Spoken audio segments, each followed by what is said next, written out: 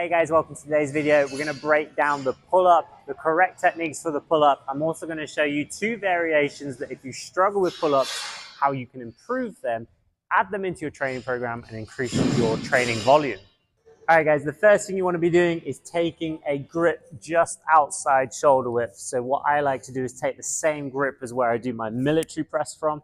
So if you watch the previous video on how to do military press, you'll know where that is. If you don't, then definitely check that out. It wants to be just outside of shoulder width. Now for pull-ups, the hand wants to be over the top. For chin-ups, it'll be under grip. Okay, it will change up the muscles you use. Most people will find chin-ups a little bit easier. So if you're looking to build up to your first chin-up or first pull-up, I would recommend trying the chin-up grip. However, today we're going to do pull-up, which is the overhand grip. Now, you will notice that I am actually on an elevated surface, so I'm nice and close to the bar. This will allow me to get a full grip. Jumping up to the bar is great, but sometimes you can get an iffy grip. So allow yourself to get a full grip. You're then going to stand off the box and drop to an arm's length. From there, guys, we're going to retract the scapula so our neck is nice and long, and then look to pull our elbows down in towards our pockets, chin up over the bar, and then control the descent. So again, re-engage the scapula, pull the elbows down to pockets, chin up and over. We want to be able to keep the feet forward, and that will stop us from swinging. That's another issue a lot of people have. If you control the rep, you control that lowering phase, it should avoid all the swinging.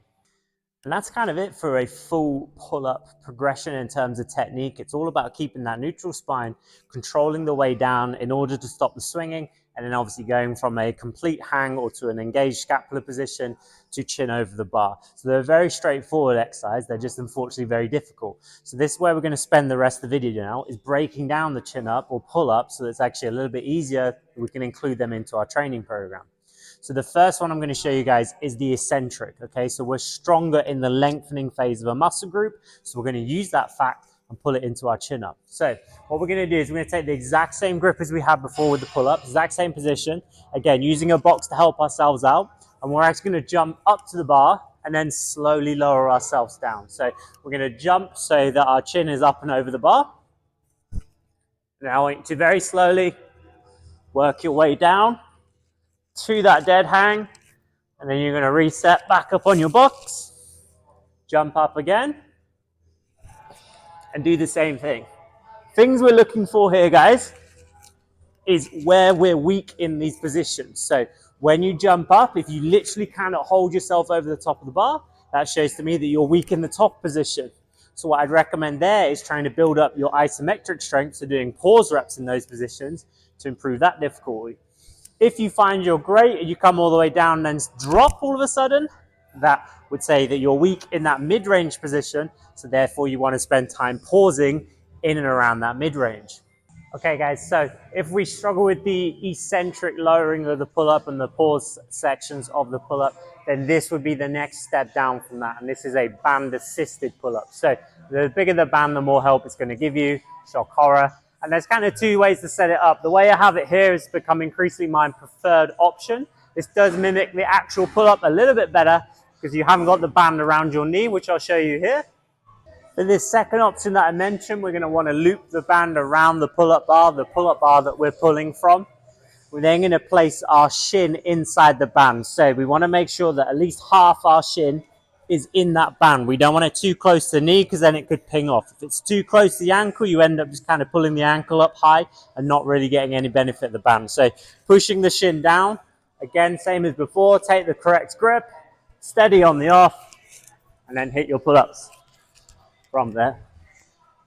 This version allows us to keep our feet in the right position, have the core braced, and kind of create an arc without that band kind of pulling us out of position or needing to keep us dead straight. So what you're going to do, guys, you're going to set this up to, again, roughly about hip height. This is so that the band kind of runs out of tension and help when you're at the very top of the pull-up. Then again, you're going to use a bench or a box to help yourself get in.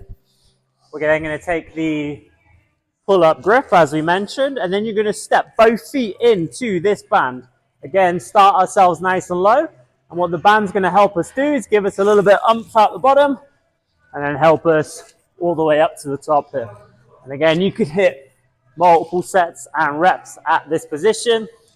Again, if we're looking to build strength, I would say anywhere between 1 and 5 reps. If you find you can get more than that, then that's fantastic. Potentially, however, look at dropping the band size down so it gives you less and less help. Of course, if you're going for higher rep ranges, then the bigger the band will help more so there. And there you have it, guys. That is my complete breakdown to the pull-up, its techniques, and more importantly, its regressions to enable you to be able to get your very first pull-up. If you like the video, then make sure to like the video, share it with your family and friends, and I will see you in the next one.